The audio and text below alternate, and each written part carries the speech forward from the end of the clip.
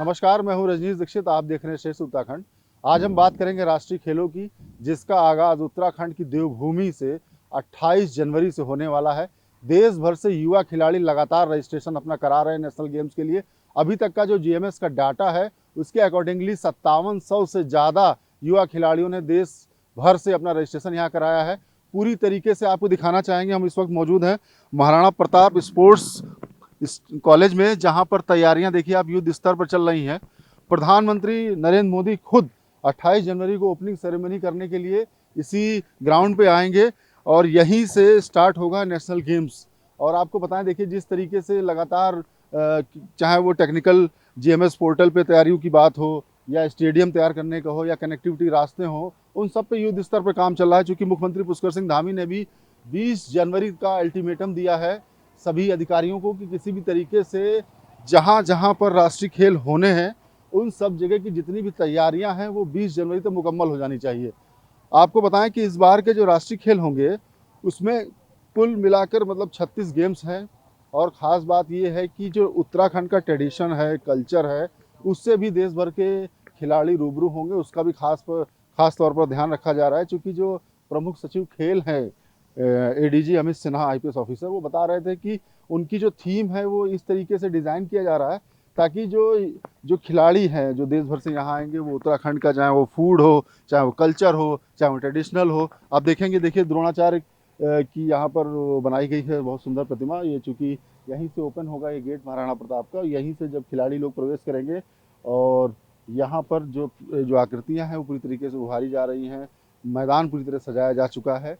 सारी तैयारियां अगर हम कहें आपको तो युद्ध स्तर पे हैं, जो लगभग मुकम्मल होने वाली हैं।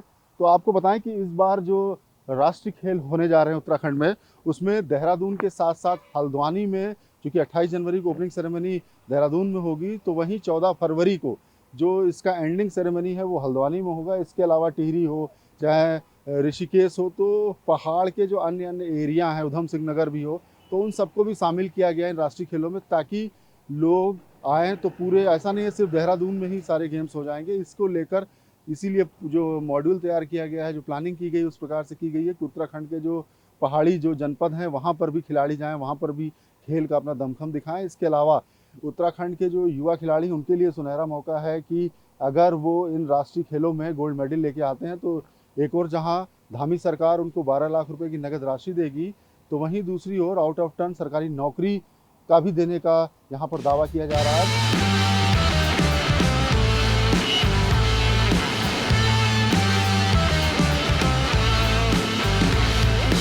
और तैयारी को लेकर बातचीत करने के लिए हमारे साथ मौजूद हैं IPS officer Amit Sinha sir, जो कि प्रमुख सचिव भी हैं विशेष स्पोर्ट्स के। सर बहुत बहुत स्वागत है आपका श्रेष्ठ उत्तराखंड में। धन्यवाद सर, कहाँ तक तैयारियां हुई हैं, क्या कुछ स्टेटस है सर? देखिए, हमारी संपूर्ण तैयारी हो चुकी है। लास्ट की जो फिनिशिंग टच होता है वो दिया जा रहा है, चाहे वो एथलेटिक कोर्ट हो, चाहे टेनिस कोर्ट हो, चाहे हमारा वो स्विमिंग पूल हो। यही सब था जिसमें कि लास्ट के कुछ काम बचे थे, तो वो हो रहे हैं अभी। अब हमारा पूरे वेन्यू पे सफाई व्यवस्था कैसी होगी, पेंट कैसी होगी, डीप क्लीनिंग कहाँ होगी, इन सब चीज़ों का काम चल रहा है। इसके अतिरिक्त हमारे लगभग 60% एथलीट जो हैं वो अपने आप को रजिस्टर कर चुके हैं। उनके रहने, खाने, आने जाने सबके लिए व्यवस्था करने वाली टीम का चयन हो चुका है, वो भी अपना काम शुरू कर चुके हैं। इवेंट मैनेजमेंट कंपनी भी अपना हर जगह किस तरह से व्यवस्थाएं हों, क्या ओवरले लगे, उसका काम भी कर लिया है।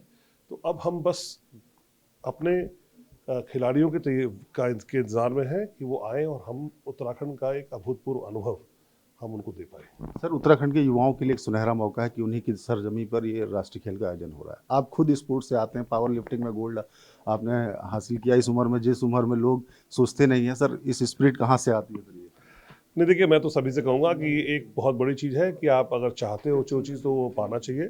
उत्तराखंड के युवाओं को मैं यही एक मैसेज देना चाहूँगा कि खेल की लत जो होती है ना, वो सबसे अच्छी लत है।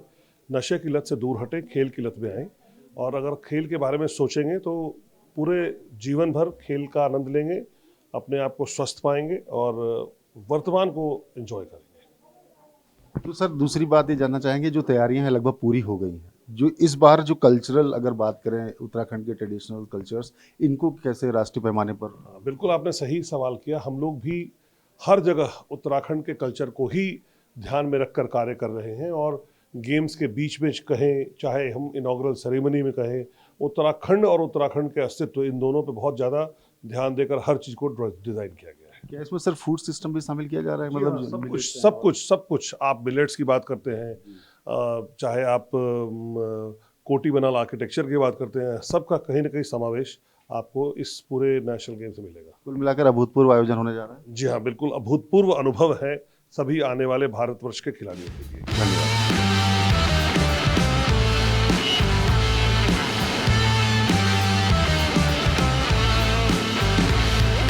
तो इस प्रकार से युवाओं के लिए एक सुनहरा मौका है, अपनी खेल प्रतिभा, चूंकि अपने होम स्टेट में वो लोग प्रतिभा दिखाएंगे, तो इस तरीके से ये एक ऐसा एक सुनहरा मौका है जिससे वो अपनी प्रतिभा का लोहा भी दिखा सकते हैं और साथ ही इस अपॉर्चुनिटी का पूरा फ़ायदा उठा सकते हैं। तो तैयारियां आप देखेंगे कि युद्ध स्तर पर जारी हैं, लगभग सारी तैयारियां मुकम्मल होने जा रही हैं। तो इस बार का जो राष्ट्रीय खेल है वो काफ़ी अभूतपूर्व होगा और लोग उत्तराखंड देवभूमि में जो युवा खिलाड़ी आएंगे वो यहाँ से देवभूमि की सुनहरी यादों को भी संजोकर लेके जाएंगे। कैमरामैन पंकज सलवार के साथ मैं रजनीश दीक्षित, देहरादून। श्रेष्ठ उत्तराखंड पर खबरों से जुड़े रहने के लिए चैनल को सब्सक्राइब और लाइक करें, बेल आइकन दबाएं और देखते रहें श्रेष्ठ उत्तराखंड।